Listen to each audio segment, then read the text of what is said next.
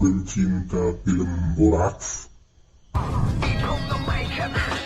Cerita diawali dengan memperlihatkan kelompok Yakuza sedang berkumpul di sebuah bar di Jepang, di mana sang bos kebetulan sedang dibuatkan tato oleh kakek pembuat tato yang metode pembuatannya masih menggunakan cara tradisional, sehingga hal itu membuat si bos kesakitan dan memarahi si kakek berkali-kali.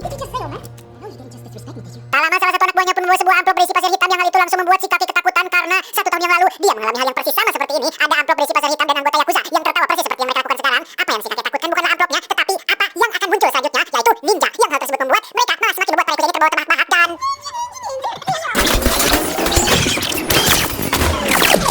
Ya, semua yang dikatakan si kakek pun menjadi kenyataan ketika sosok ninja yang bersembunyi di kegelapan dengan begitu sadis membantai semua anggota Yakuza termasuk si bos. Sehingga di saat bersamaan si kakek merasa sangat kagum sekaligus takut karena mitos tentang keberadaan ninja kecuali Naruto adalah nyata dan bukan hanya dongeng semata. Dan kisah dimulai pada bertahun-tahun silam, tepat di sebuah perguruan ninja, atau lebih tepatnya markas sebuah organisasi ninja pembunuh bernama Klan Ozunu, yang dipimpin oleh seorang master ninja bernama Guru Ozunu.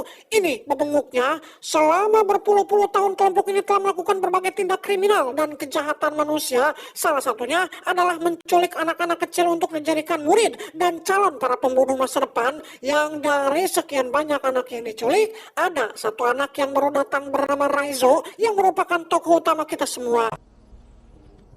Saat makan malam sedang berlangsung, Master pun menunjukkan salah satu kelebihan dari hasil latihan di klan ini, yaitu teknik menyembuhkan diri atau semacam healing factory yang dapat membuat penggunanya bisa memulihkan luka dalam waktu yang sangat singkat. Cara mendidik Master sangat-sangatlah kejam dan tidak berperasaan, terutama kepada Raizo yang mendapat perhatian khusus dibandingkan murid yang lain. Entah apa alasannya, tetapi yang dimaksud dengan perhatian lebih di sini bukanlah sesuatu yang menyenangkan, karena siksaan dan hukuman yang didapatkan Raizo jauh lebih keras dan jauh lebih menyakitkan dibanding dengan anak-anak yang lain. Sebagai contoh, Raizo mendapat pelatihan khusus untuk bisa berjalan di atas lantai tanpa menghasilkan suara raketan, atau harus bisa bergerak dalam kesenyapan dan kesunyian. Yang karena Raizo masih kecil dan belum bisa mengendalikan tubuhnya, ia pun berkali-kali melakukan kesalahan hingga sang guru harus memukul telapak kakinya sampai berdarah-darah. Dari sekian banyak murid, ada satu gadis kecil bernama Kiriko yang nampak perhatian dengan Raizo yang sedang menahan rasa sakitnya. Dia mengobati luka Raizo supaya rasa sakitnya berkurang, sehingga momen tersebut menjadi momen penting awal kedekatan di antara keduanya. Beberapa tahun kemudian, kini Raizo dan anak-anak lain sudah beranjak remaja, di mana saat ini Raizo sedang melakukan duel dengan satu murid pelontong bernama Takeshi yang nampak berambisi untuk mengalahkannya sekaligus ingin cari perhatian dari gurunya. Yang ketika Raizo dicurangi hingga terluka di bagian kepala, sang guru bukannya memotivasi atau mengusap lukanya, tapi justru malah menambah rasa sakit dengan cara menunjukkan teknik memelintir ulu hati supaya Raizo bisa mengendalikan rasa sakitnya sendiri.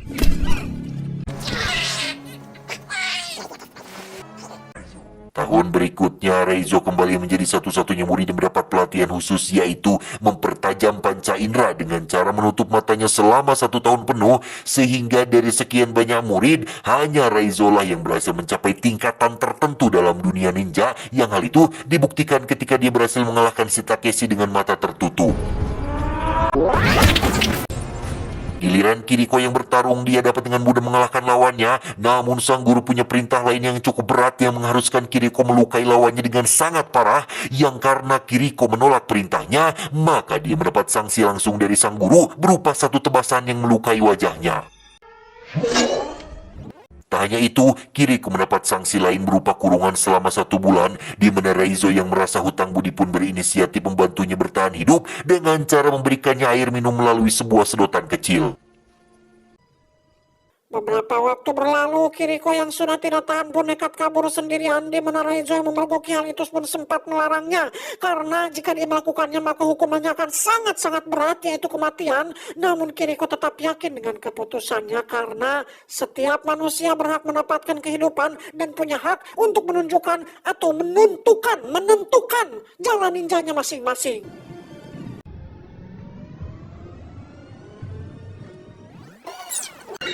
Dan ya, apa yang Raizo khawatirkan pun terjadi. Kiriko berhasil ditangkap dan akan mendapatkan hukuman berupa tusukan langsung di jantungnya, yang kesempatan ini diberikan kepada si murid pelontong yaitu Takeshi, sehingga Raizo yang menyaksikannya pun semakin muak, marah, dan dendam kepada para ninja yang bukan dari Konoha ini.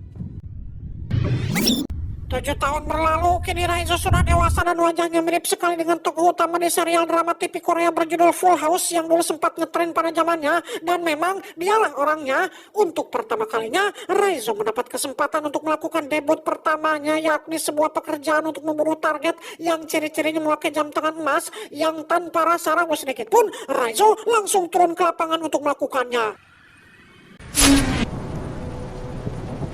Sukses menuntaskan pekerjaan pertamanya, Raizo diminta untuk melakukan satu tugas lagi untuk membuktikan bahwa dia adalah seorang Ozuno sejati, yaitu membunuh seorang murid wanita yang mencoba kabur persis seperti yang pernah dilakukan Kiriko, sehingga ketika kenangan pahit itu tersuat lagi, maka amarah dalam diri Raizo pun seketika muncul dan... Entah bagaimana kronologi detail setelah kejadian itu, intinya si guru menganggap Raizo sudah berkhianat dan meninggalkan sedikit cindera mata berupa luka di wajah yang membuat satu mata si guru pecah, mamam sia lebok. Dan kisah baru akan benar-benar dimulai ketika Raizo memulai hidup barunya dengan identitas yang baru. Dan inilah Ninja Assassin. Beralih ke Berlin, kita akan diperkenalkan pada seorang agen Europol bernama Mika, tidak pakai tembayong, yang sedang memberikan laporan tentang penemuan aliran dana pemerintah yang dipercaya digunakan untuk membiayai sebuah organisasi pembunuh asal Asia yang tiada lain adalah klan Ozuno, di mana Ryan, rekannya yang selalu husnuzon kepada pemerintah, pun kurang percaya dengan informasi tersebut karena sangat mustahil pemerintah memakai dana rakyat untuk sesuatu yang tidak penting, seperti contohnya anggaran biaya tirai gorden 48,7 miliar atau sesuatu yang bersifat kepentingan pribadi atau masuk ke dalam kantong sendiri. Tidak mungkin para pejabat melakukannya. Hal itu sangat mustahil untuk terjadi. Iya kan?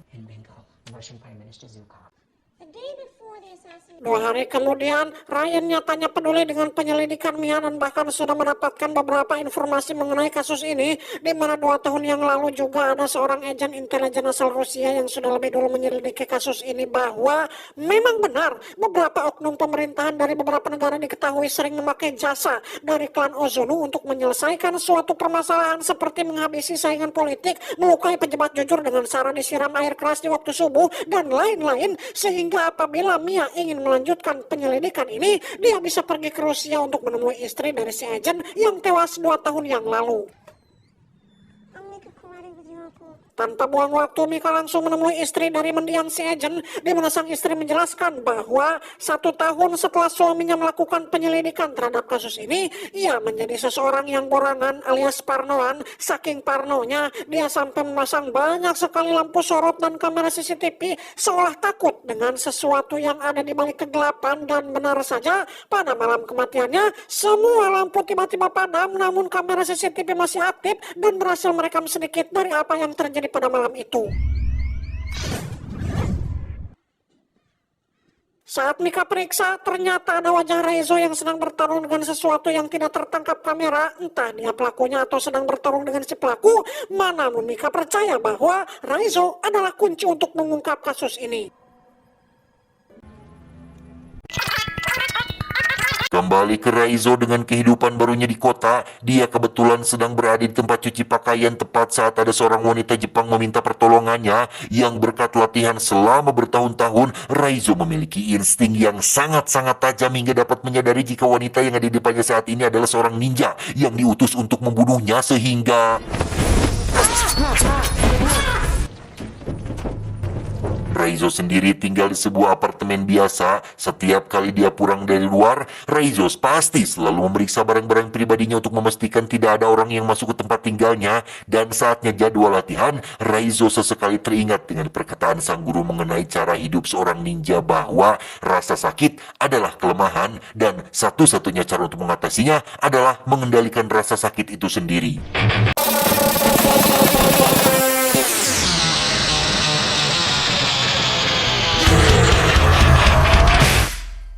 Meski Reizo sangat membenci gurunya, tetapi semua pengetahuan, ilmu, pelajaran, dan didikan sang guru tak pernah ia lupakan sedikit pun. Hal itulah yang membuatnya masih hidup sampai sekarang meski pada insiden terakhir dirinya mengalami luka yang sangat parah. Tetapi karena Reizo sudah mencapai level bisa mengendalikan rasa sakit, ia dapat melakukan beberapa hal luar biasa. Salah satunya adalah debus seperti yang sering ditampilkan oleh Master Limbat.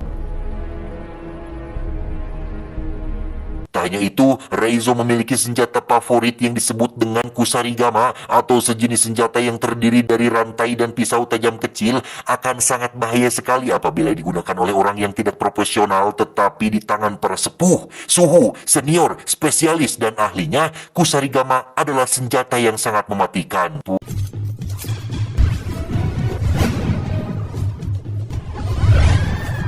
Reizo sebenarnya punya banyak kesempatan untuk pergi sejauh mungkin atau bersembunyi di tempat aman yang terpencil dibandingkan berada di kota dan tempat terbuka seperti ini. Tetapi bayangan akan rasa sakit hati kehilangan Kiriko masih membekas di ingatannya. Setelah diculik dari keluarganya, hanya Kiriko lah harapan Reizo untuk memiliki seseorang yang tulus peduli terhadapnya. Tetapi sang guru malah membunuhnya begitu saja, sehingga sekarang saat ini tujuan Reizo adalah untuk membalas dendam kepada si guru dan klannya dengan cara bekerja sama dengan Mika yang kebetulan sedang menyelidiki tentang klan Ozono.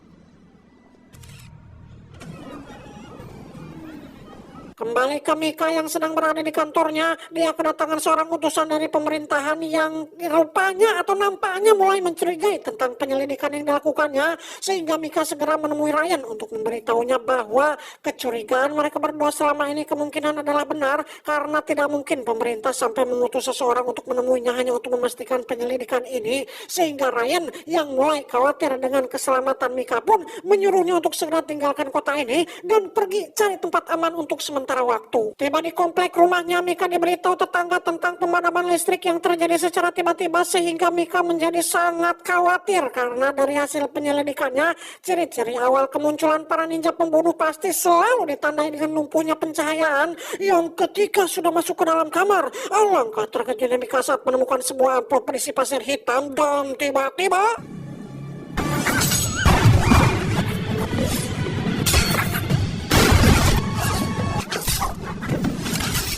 sungguh tak diduga, Reizo sudah ada di sana selama berjam-jam hanya untuk melindungi dan menemui Mika secara langsung. Yang tujuan daripada dia kesini adalah tentu saja untuk membantu Mika menemukan klan Ozono sekaligus membalas dendam kepada si guru.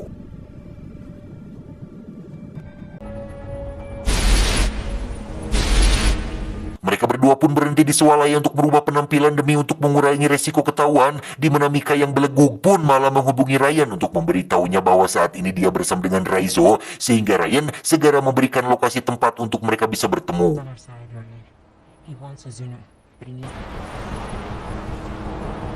Tiba di lokasi pertemuan, Reizo yang memiliki insting kuat pun bisa langsung menyadari niat Ryan yang ingin menangkapnya dan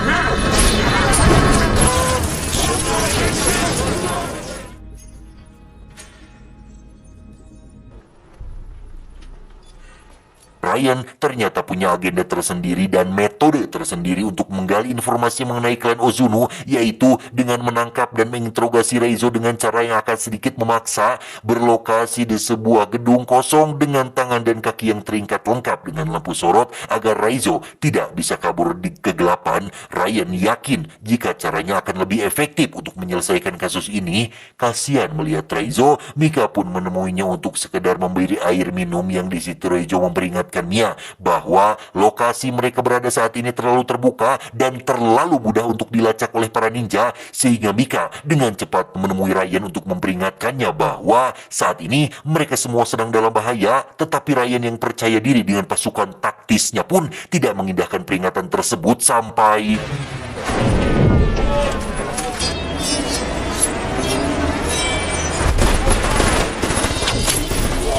ketika para ninja sedang sibuk membantai pasukan taktis, Mika sendiri terlihat sedang melepaskan ikatan Reizo tepat saat satu ninja sudah keburu masuk ke dalam sana dan Ryan yang di awal PDD meremehkan para ninja pun kini bisa nyumput menyaksikan satu persatu anggotanya dibunuh. Reizo menyuruh Mika untuk pergi duluan ke mobil, sementara dirinya akan menghadapi semua ninja hanya seorang diri.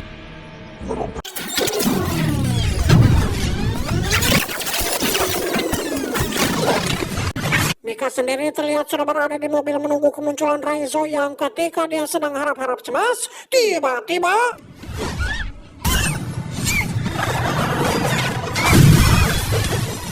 kembali ke Raizo yang masih bertarung di dalam gedung, yang meski dia punya kemampuan di atas rata-rata, tetapi jika dipraktek terus-menerus, lama-lama kelelahan juga, sehingga Raizo memilih tempat lain yang lebih terbuka untuk melanjutkan pertarungan ini.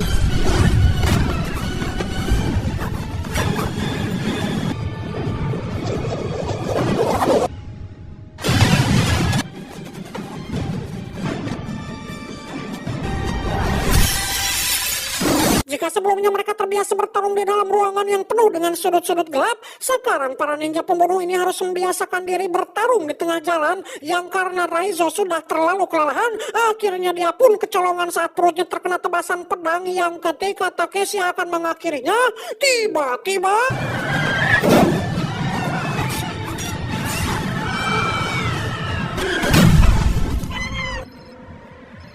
Ryan berhasil selamat dengan hanya menyisakan sedikit dari anak buahnya, sementara Mika membawa Raizo yang terluka ke kamar hotel, yang di situ Mika dan Ryan sepakat untuk akan sengaja membiarkan Raizo ditangkap oleh para ninja, tapi tentu saja ada rencana di balik itu, yakni memasukkan alat pelacak ke dalam tubuh Raizo supaya mereka bisa mengetahui di mana markas klan Ozono berada.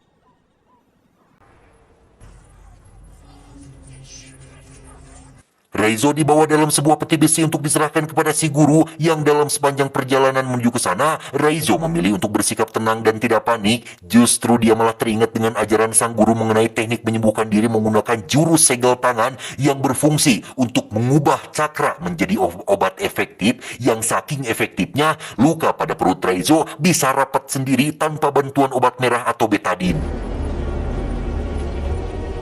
Tiba di markas, Raizo langsung menghadap sang guru yang kini sudah pecah. Beliau teramat sangat kecewa terhadap tindakan Raizo yang memilih untuk berkhianat. Padahal dulu, waktu pertama datangnya tempat ini, si guru melihat potensi besar pada diri Raizo dan ada sedikit harapan tentang Raizo yang akan menjadi penerusnya menggantikan kepemimpinan klan Ozono di tempat ini. Tetapi pada kenyataannya takdir berkata lain, sehingga sekarang Raizo harus mendapatkan hukuman mati atas pengkhianatan yang telah dilakukannya. Tepat disaksikan oleh Takeshi dan para murid, si guru tidak langsung membunuh Raizo tetapi ingin puas menyiksanya terlebih dahulu menggunakan jurus yang sama, yaitu jurus pelintir ulu hati, yang ketika Raizo batuk darah, keluarlah alat pelacak kecil dari dalam mulutnya, yang tepat saat Takeshi menyadarinya, tiba-tiba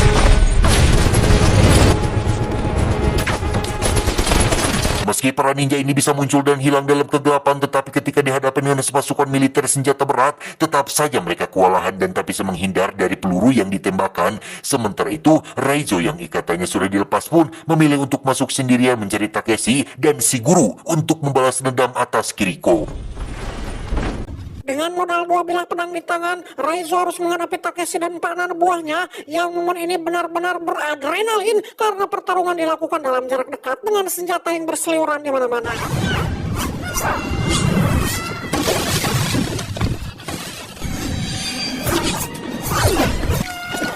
Selesai menghabisi para kerocok ini, Raizo harus menghadapi Takeshi menggunakan cara licik, yaitu memakai jurus bacotan dengan mengingatkan kembali akan rasa sakit Raizo ketika melihat Kiriko mati dibunuh. Takeshi sudah salah besar mengingatkan momen tersebut karena justru malah memancing amarah dan kebrutalan Raizo yang malah balik membuat Takeshi menjadi ketar-ketir dibuatnya.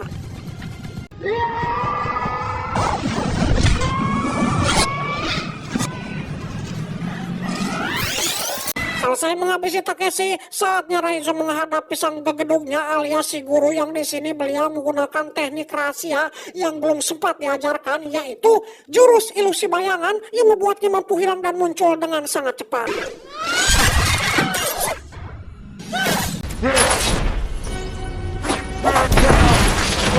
Raizo diserang secara bertubi-tubi berdarah-darah, benar-benar dihajar habis-habisan oleh si guru yang bergerak sangat terlalu cepat, yang meski Raizo sudah berusaha maksimal, dia tidak punya peluang untuk menang melawan jurus tingkat tinggi yang dimiliki oleh gurunya. Tepat saat Raizo akan dibunuh, muncullah Mika yang berhasil menyelamatkannya, namun sungguh sangat disayangkan, si guru tiba-tiba muncul dari belakang dan menusuk dada kiri Mika yang membuatnya langsung terjatuh dan Untuk kedua kalinya, Reizo harus melihat orang baik dibunuh oleh tangan biadab gurunya, yang pada titik ini Reizo benar-benar sudah tidak tahan dengan gurunya. Amarah yang ada pada dirinya memancing cakra dalam tubuhnya keluar, sehingga tanpa sadar Reizo bisa meniru sebuah jurus tanpa dia harus mempelajarinya terlebih dahulu. Dan ya, kini saatnya si guru ketar-ketir melihat anak dedehnya lebih jago, lebih cepat, lebih luar biasa menguasai jurus rahasianya, sehingga jangan salahkan Pak Harun Masiku apabila si guru harus tewas saat itu juga.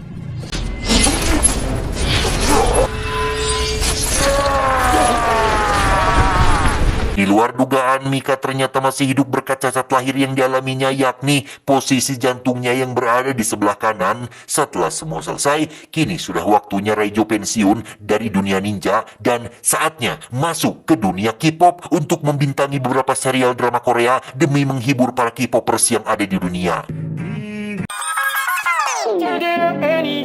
Tamat endingnya.